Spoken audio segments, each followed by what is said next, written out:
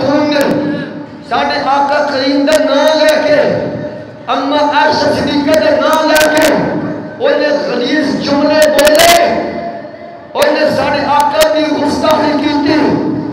دو نوجوان اٹھے، دو شیر اٹھے، حاجی لمدین دے وارث اٹھے، ممتاز قادری دے وارث اٹھے، غیرت مند اٹھے، مصطفیٰ دی عزت دے پہلے دار اٹھے، جنہوں نے انتخاب رب نے کیتا۔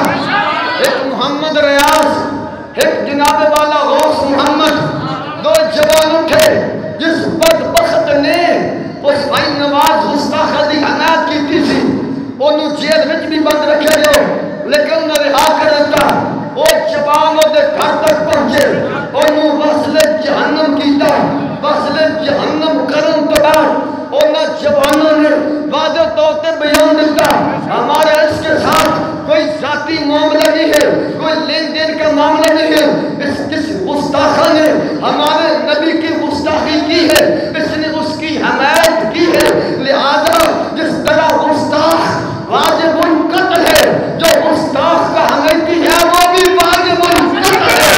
اور وہ جوانوں نے، اور مجاہدوں نے مصطفیٰ کی حدیث پہ عمل کیا کہ من سب نبی گستاخ رسول بھی واجب القتل ہے، جو اس کا حمایتی ہے وہ بھی واجب القتل ہے۔ انہوں نے حدیث پہ عمل کیا، مصطفیٰ کے فرمان پہ عمل کیا۔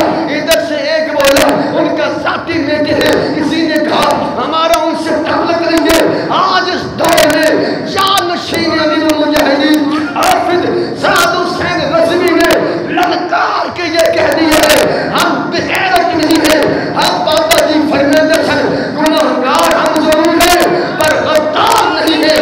گناہگار کی بخشش ہو سکتی ہے، غدار کی بخشش نہیں ہو سکتی ہے۔ تھوڑا احتیاط کرنا، بات لمبی ہے، وقت تھوڑا ہے۔